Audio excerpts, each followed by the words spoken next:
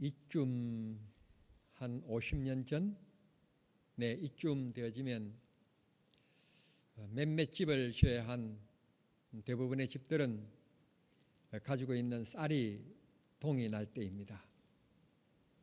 음력 6을 접어들면서 가지고 있는 쌀이 동이 나고 음력 8을 대보름을 중심으로 해서 드디어 낫을 들고 논에 들어가서 배를 비기 시작하지요.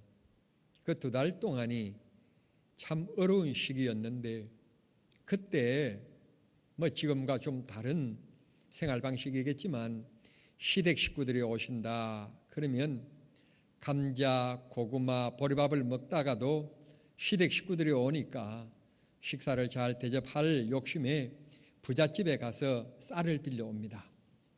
한 말을 빌려오면 다음에 2달 후에 쌀 배수확을 하고 나면 한 말 한 대를 갚고 2말을 빌려오면 2말 2대를 갚고 그런가 하면 이 부잣집에서 조건을 겁니다. 쌀 10대를 빌려가고 5대를 빌려가는데 이 쌀을 갚지 말고 다음에 우리가 배 비게 될 때 와서 일을 해달라고 그렇게 해서 이제 쌀을 빌려왔던 그런 때가 있었지요.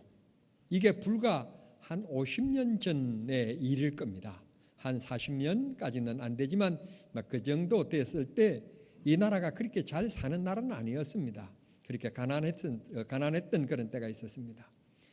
그때 자연적으로 생겨나는 인사말이 있었습니다.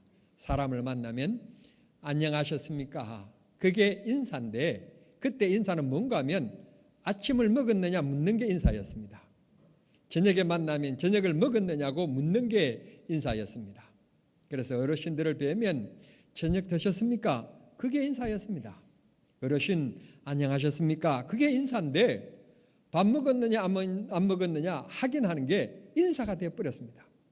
왜냐하면 말씀드린 것처럼 그렇게 우리는 가난했고 배고픈 시대의 나라였기 때문에 그런 인사가 자연적으로 생겨나게 된 것입니다. 이스라엘인들에게 인사가 있습니다. 샬롬이라고 하는 말입니다. 샬롬이라고 하는 말은 평화하냐, 지난밤에 잘 지냈느냐 그런 인사입니다. 왜 그런 인사가 생겼느냐 그러면 우리가 지금 열왕기 상하를 읽고 있는데 어느 임금인들 전쟁이 없는 때가 있었습니까? 다 전쟁이 있었습니다. 부녀들이 잡혀가고 또 남자들이 잡혀가고 이런 전쟁이 수없이 일어났습니다. 사울 때는 없었습니까? 다윗 때는 없었습니까? 솔로몬 때는 없었습니까? 다 전쟁이 있었습니다.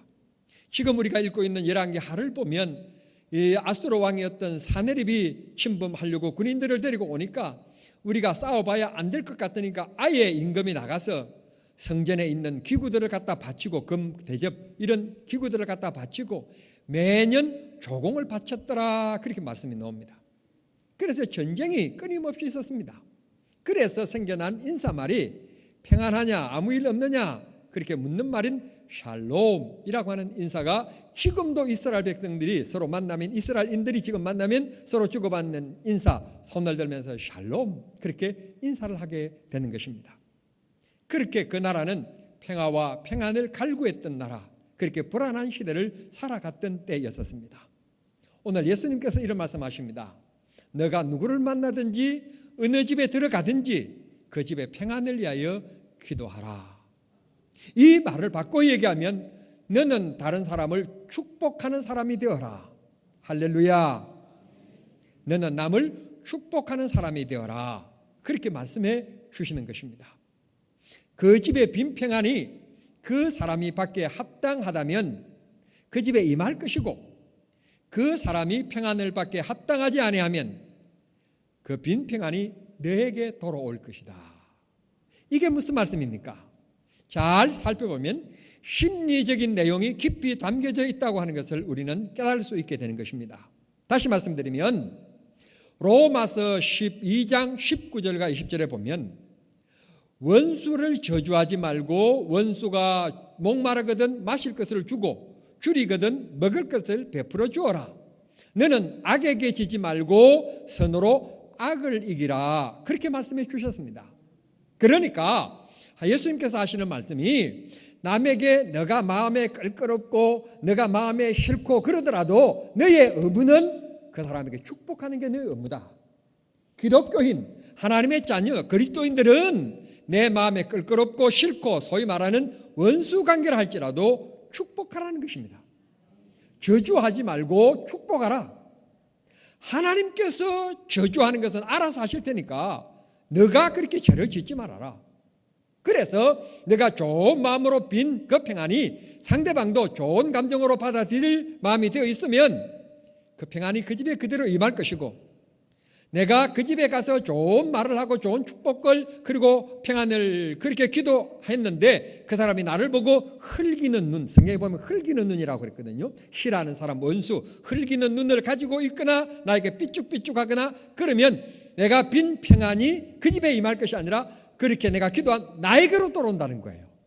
그러니까 이건 무슨 말인가 하면 내 행복에 대한 일이고 내 축복에 대한 일인 거예요. 그래서 수많은 사람들 만나면 너는 절대로 원수 맺지 말고 등지지 말고 뒤에서 남의 발 그는 사람 되지 말고 축복해라. 축복, 평안을 빌어라, 잘 되기를 바라라. 그렇게 말씀해 주십니다. 요즘에 병 원인 중에 하나가 스트레스라고 하는 말입니다. 마음의 근심, 걱정, 염려 아니면 타인을 통하여 받는 막 이 억압감, 중압감 이런 것을 우리는 스트레스라고 얘기합니다. 이게 우리 육신을 지배해서 병이 된다는 것입니다. 그러니까 내가 남을 사랑하는 넓은 마음 가지면 너도 행복해지고 그게 너 축복의 길, 곧 나를 위해서 예수님께서 가르쳐 주신 말씀이에요. 째째하게 살지 말고 넓은 마음을 가지고 그런 부자의 마음을 가지고 살아라. 그러면 너가 복을 받게 될 것이다. 예수님께서 우리에게 말씀하십니다. 자, 12절 다시 말씀 이렇게 합니다. 네가 어느 집에 들어가든지, 이건 누구를 만나든지 그런 말입니다. 어떤 모임에 가든지 너는 그 집의 평안을 위하여 기도해라. 다시 얘기하면 그 집을 축복하는 사람이 되어라. 축복 기도를 해라. 그렇게 하면 그 집이 축복을 받게 될 것이다. 얼마나 놀라운 특권을 우리에게 주셨는지 모릅니다. 하나님은 절대로 남을 미워하고 남을 저주하고 그런 특권을 우리에게 주시지 않았습니다. 그런 권한은 우리에게 주신 일이 없습니다. 그런데 남을 축복하고 남을 격려하고 위로하고 잘한다 하는 말을 하는 축복권을 우리에게 허락해 주셨습니다. 그렇게 하면 하나님이 내 기도를 들으시고 하나님이 역사하시겠다는 겁니다. 하나님이 그렇게 내 기도대로 이루시겠다. 그렇게 말씀하셨습니다. 제가 어렸을 때 여러 차례 말씀드린 것처럼 저는 어렸을 때 배앓이를 자주 했습니다. 그러면 어머니가 그 무릎에다가 저를 뉘어놓고 제 배를 이렇게 슬슬 이렇게 만지시면서 하시는 말씀이, 우리 예쁜 아들, 우리 잘생긴 막내, 그러면서 이상한 노래 비슷한 것을 하시면서 그러면서 제 배를 이렇게 주물러 주셨습니다. 그게 서울대학교 내과 과장보다도 훨씬 좋은 치료의 효과였습니다. 저는 그런 소리를 들으면서 서러러 잠이 들곤 했었습니다. 그래서 그때 우리 어머니는 한 번도 거짓말 하신 적이 없다고 저는 기억합니다. 우리 어머니는 저에게 한 번도 거짓말 하신 일이 없었습니다.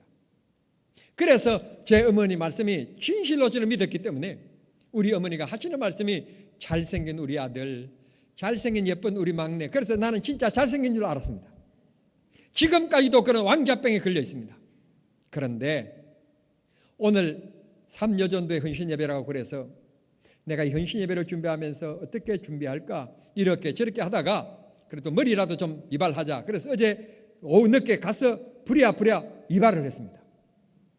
이발을 했는데 이발관에 가서 앉았는데 이발하시는 분이 하시는 얘기가, 아이고 목사님 한 달 만에 머리가 많이 빠졌네요. 그래서 문득 이게 무슨 얘기인가. 그러는 머리를 감고 집에 들어와서 다시 머리를 빗으면서 얼굴을 봤더니 내 얼굴이 아닌 거예요. 우리 어머니가 말씀하셨던 것처럼 잘생긴 내 아들, 그래서 나는 늘 잘생긴 줄만 알았더니 쳐다보는 내가 내 얼굴 보고 깜짝 놀란 것은 내가 왜 이렇게 생겼는가, 왜 이렇게 생겼지, 못난이도 이런 못난이가 있는가, 제가 깜짝 놀랐다니까요. 그런데 우리 어머니의 방법은, 우리 어머니의 눈에는 내가 너무너무 잘생긴 남자로 보였던 거예요. 그때 당시 물론 장동건이가 없어서 다행이긴 하지만 우리 어머니 눈에는 제가 최고였던 거예요.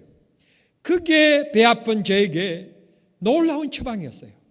놀라운 약이었어요. 오늘 현대인들은 여러 가지 상처와 문제 속에 살아가는 것 같습니다. 사랑하는 성도 여러분, 지금 우리들에게 필요한 것은 위로가 필요합니다. 격려가 필요합니다. 축복이 필요합니다. 주의 평안의 기도를 해주실 중보자가 필요합니다. 이게 사회를 살리고 국가를 살리는 힘이 될 것입니다. 이 국가를 바라보십시오. 어느 곳에 희망이 있는지, 희망을 되살릴 사람이 누구인지 기독교인들입니다. 우리가 이 나라를 살려내야 합니다. 칭찬해야 합니다. 불평하면 안 됩니다. 하나님께서 축복하도록 하셨지 저주하라고 하나님께서 우리에게 주신 권한은 한 번도 없습니다.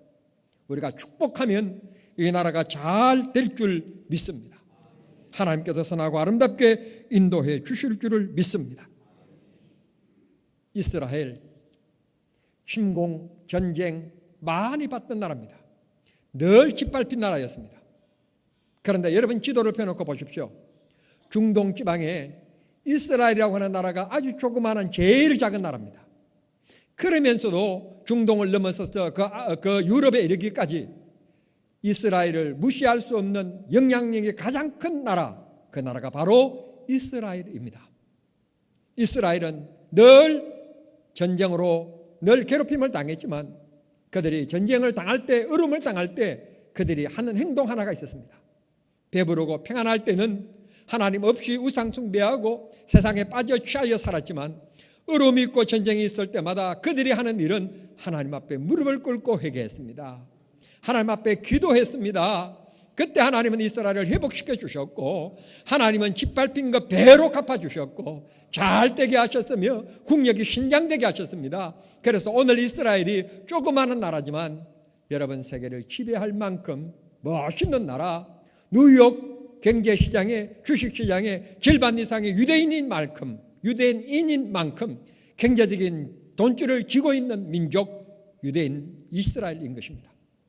이스라엘 백성들이 430년 동안 애굽에서 종살이 하다가 모세를 중심으로 해서 출애굽을 했습니다. 나와서 해변가 즉 지중해를 중심으로 해서 직진했으면 보름이면 하나님이 약속하신 가나안 땅에 도달할 수 있는 길입니다. 그런데 이게 웬일입니까? 직진해야 될 텐데 모세가 남하하는 겁니다. 가는 길을 틀어서 남쪽으로 돌아가는 겁니다. 이유 중에 한 가지는 그때 해변가에 블레셋 사람들이 살고 있었기 때문입니다. 이 블레셋 사람들을 오늘 우리가 역사를 공부할 때 뭐라고 얘기하는가 하면 블레셋인이라고 말하지 않고 팔레스타인이라고 얘기합니다. 팔레스타인이라고 얘기합니다. 여러분들이 잘 아는 것처럼 1948년 5월 16일 벤구리온이라고 하는 이스라엘의 국부라고 하는 그 사람을 중심으로 해서 독립을 선언합니다. 독립을 막 선언하고 다음 날이 되었을 때 이집트, 이라크, 요르단, 레바논 4개 나라 인구로 따지면 1억 2천만 1억 2천만이 150만밖에 안 되는 이스라엘을 상대로 전쟁을 일으킵니다. 이게 중동전쟁 제1차 전쟁입니다.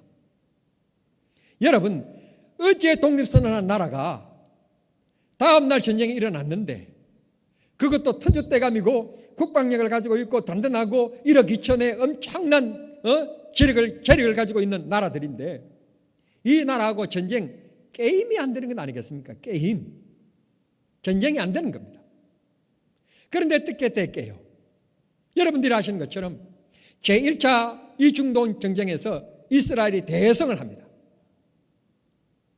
2차 전쟁이 일어납니다.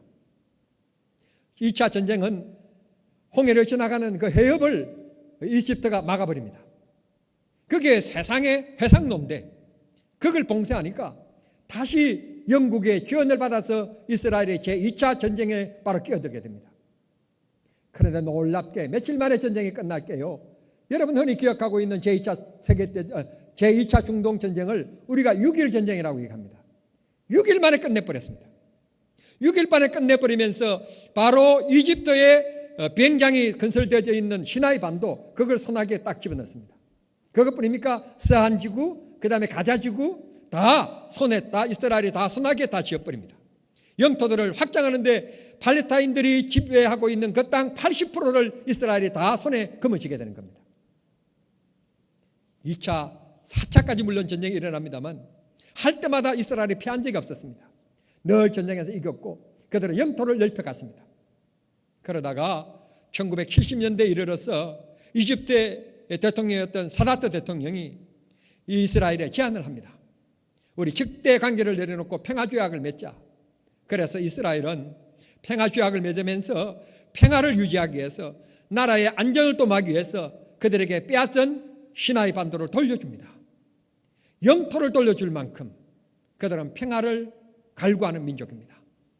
방금 제가 말씀드렸듯이 시나이 반도, 서한 지구, 그 다음에 이런 예루살렘의 절반, 그 다음 골란 공원 등등을 점령했는데 골란 공원을 제외한 모든 곳을 다 내어준 것은 아니지만 팔레스타인들이 자치적으로 살아갈 수 있게끔 제안을 해서 땅을 양보해 주었습니다.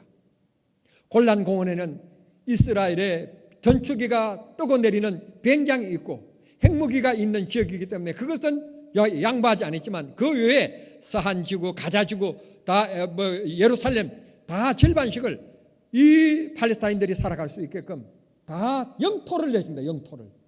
이유는 뭔가 하면 평화를 사랑하는 민족이기 때문에 평안을 위해서라면 불편함을 감수하고 적과 동거하는 것도 주저하지 아니하고 그들을 내어주었던 것입니다. 평화를 그렇게 사랑했던 민족 이스라엘인들입니다. 오늘 우리 시대 대한민국 안에 우리들이 지금 필요한 것 무엇일까요? 돈일까요? 경제 부흥일까요? 여러 가지 있을 수 있습니다. 그런 것도 인간이 살아가는데 없어서는 아니 될 생활의 필수적인 요건이기도 합니다. 그러나 보십시오. 정치를 보십시오. 여야를 보십시오. 어느 곳을 보십시오. 어느 것을 봐도 여러분 분쟁이 없는 곳이 있는가? 다툼이 없는 곳이 있는가? 마찰이 없는 곳이 있는가? 지난 16일 날 제21대 국회가 드디어 개원식을 했는데 개원 이래로 최고의 늦장 개원을 했다고 합니다. 대통령께서 오늘이면 내일이면 그렇게 해서 연설문을 9번이나 고쳐 쓸 만큼 그렇게 기다렸던 개원식이 있었는데 그나마 참 다행인 것은 국회 개원식을 그렇게 했길래 그 다음 날인 17일 날 재헌절의 기념식을 할 수 있었다고 저는 생각합니다. 그나마 정말 다행인데 대통령께서 국회에 놓으셔서 여러 연설을 하셨지만 국민들에게 정말 솔깃한 말 한마디를 하셨습니다. 21대 국회는 여야가 서로 돕는 대통령께서 사용하신 단어는 협치라는 단어를 하셨습니다. 서로 도우면서 국민들을 위해서 봉사하는 기관이 되었으면 좋겠다. 여러분 그렇습니다. 대통령의 말씀대로 대통령께서 먼저 그렇게 실천해 주시고 분열시키지 마시고 이 나라가 하나 되는 나라가 되었으면 좋겠습니다. 그렇게 되도록 우리 기독교인들은 기도해야 되리라고 믿습니다. 지금 이 나라가 필요한 것 그건 평안입니다. 그러면 기업 간에는 어떻습니까? 기업 간에는 생산 단가에 1원이라도 적게 응찰해야만이 일감을 딸 수 있는 이 기업과 저 기업과의 보이지 않는 이런 전쟁 속에 우리가 있습니다. 그래서 협력하는 기관이 아니라 이제 사투를 벌리는 그런 속에 놓여져 있습니다. 그러면 우리 가정들은 어떻습니까? 우리 성도들이야 다 행복할 줄 믿습니다. 예? 우리 성도들은 다 행복하신 줄 믿습니다. 아멘 하신 대로 믿음대로 하나님께서 행복하게 하실 것입니다. 내 마음이 불평이 가득 차 있으면 절대 행복하지 않습니다. 행복은 누가 갖다 주는 건 아닙니다. 내가 만들어가는 겁니다. 행복하시기를 바랍니다. 그런데 아멘 하신 우리 성도님들 빼고 행복한 가정들이 몇 가정이나 될까요? 별로 행복하지 않는 대한민국 같아요. 삶의 질은 엄청 높아지고 좋아졌는데 왜 이렇게 사회는 각박해졌을까요? 묻지마 폭행이 이루어지고 베리벨 상상 못하는 추한 일들이 우리 사회에서 일어나고 있습니다. 우리 사회에 진정한 행복이 어디 있을까요?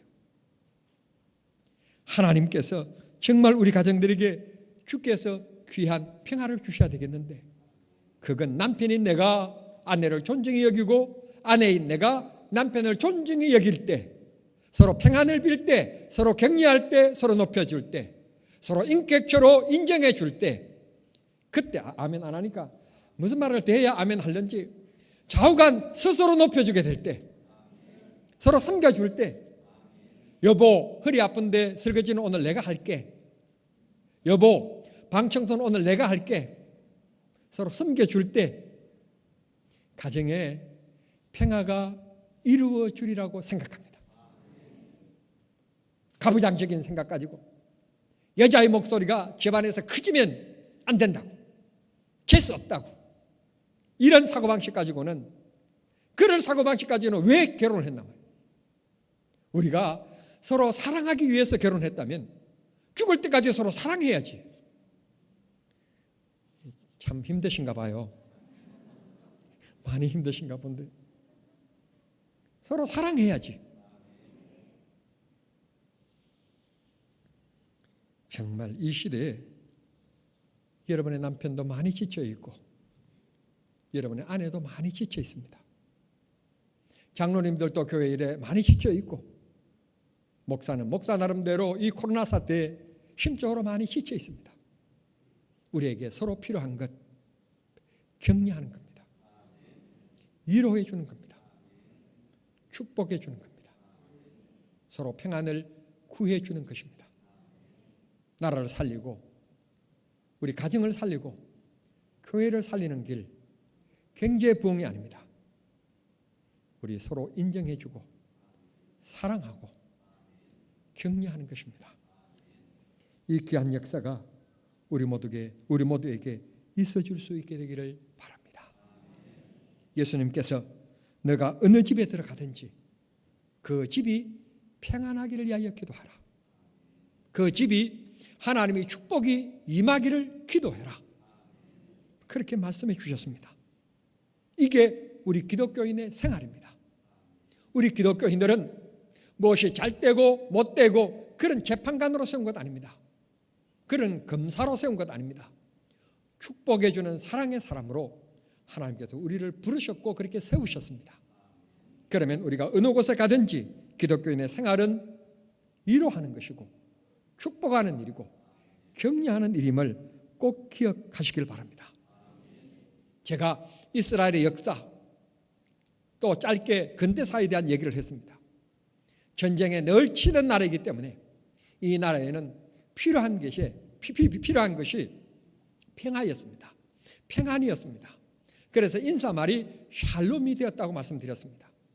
우리는 배고픈 때에 인사말이 바로 식사하셨습니까? 라는 말이 되었다는 말씀을 드렸습니다.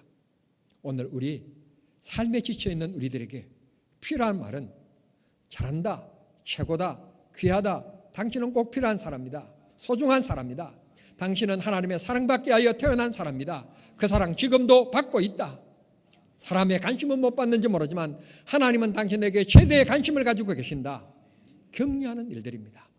오늘 잊지 마시고 우리 사회를 살리고 가정을 살리고 교회를 살리는 축복된 성도들이 다 되실 수 있게 되기를 바랍니다. 우리 가정 얘기를 했는데, 아니 요즘에는 너무너무 힘든 것 같아요. 우리 클 때는 그냥 흙놀이 하면서 자치기 하면서 그렇게 잘 컸는데, 요즘에는 5살 먹는 애가 5살이에요. 5살. 만 따지면 4살인데 이 아이가 어린이집 갔다 오자 미술 학원 가고 피아노 학원 가고 태권도 학원 가고 안 가는, 아니 자기 아버지보다도 더 바빠요. 하루가 너무 바쁜 거예요. 저 어린아이에게 5살짜리가 뭘 안다고 벌써부터 학습지에다가 미술학원에다가 음악학원에다가 피아노 태권도까지 뭘 치르는가. 저때 한참 뛰어놀 테니까 신체 발달을 위해서 태권도 보내는 건 난 충분히 이해가 돼요. 그러나 다른 것은 그리고 하나 또 이해가 되는 것은 피아노예요. 사람 감성적이니까 그때 감성을 발달시켜야 되니까 태권도 피아노는 이해가 되지는데, 그 다음에는 학습지, 그 5살 먹는 애가 뭐 학습지, 정말 참 그냥 세모 그릴 줄 알고 영 그릴 줄 알고 X 그릴 줄 아시면 되었지. 무슨 또 학습지에다가 뭐 미술학원까지. 난 진짜 좀 할아버지로서 이해가 잘 안 돼요. 안 돼. 그러니 이 아이가 얼마나 힘들겠어요. 얼마나 힘들겠어요. 가정에 들어오면 아버지나 아빠하고 서로 치대고 놀면서 애교 부리고 사랑받아야 될 이 아이가 시간에 쫓겨면서 사는 거예요. 저녁에 집에 들어오면 씻고 그냥 자는데 녹초가 되는 거예요. 그게 매일 반복이 되는 겁니다. 그런데 문제는 전부는 그런 건 아니지만 엄마가 문제면 엄마가 옆집 배에는 보내는데 나는 안 보내면 뒤처지는 것 같고 우리 애가 못 나는 것 같고 못 따라갈 것 같은 조급함, 이 불안한 마음, 이것 때문에 5살 먹는 아이가 학대를 당하고 있는 거예요. 학대를. 성도 여러분, 사람이 죽으면요 묘비에다가 안 믿는 사람 뭐라고 쓰는가 하면 학생이라고 쓰는 거예요. 평생을 배우는 거예요. 그래서 여든 할아버지라도 손자에게 배울 것이 있다는 말을 하잖아요. 사람은 평생 배우며 살아가는 건데 어렸을 때부터 그렇게 너무 조급하지 않아도 괜찮아요. 우리 솔직하게 초등학교 들어갈 때 자기 이름이나 쓸 줄 알고 초등학교 들어갔습니까? 물론 그때는 학원이 없어서도 뭐 그렇지 있겠지만 우리 아버지가 글도 안 가르쳐 주셨습니다. 초등학교 들어가서 가나다라 해도 그래도 이만큼 커서 잘 되었잖아요. 우리 잘 살고 있잖아요. 우리 조급한 것, 남과 비교하는 정신, 이게 우리 가정의 사랑들을 파먹는 곤충의 역할을 하고 있어요. 성도 여러분, 조급하지 마십시오. 남과 비교하지 마세요. 그분은 그 사람대로 살아가는 거고 나는 나대로 살아가는 겁니다. 여러분, 기도 덕분에 대학원 강의를 끝냈는데요. 대학원 강의를 끝내면서 학생들에게 자, 마지막 시간인데 질문 있으면 하시오. 그랬더니 학생이 손을 들고 하는 얘기가 교수님, 내가 내일 어떻게 해야 목회를 잘 할 수 있습니까?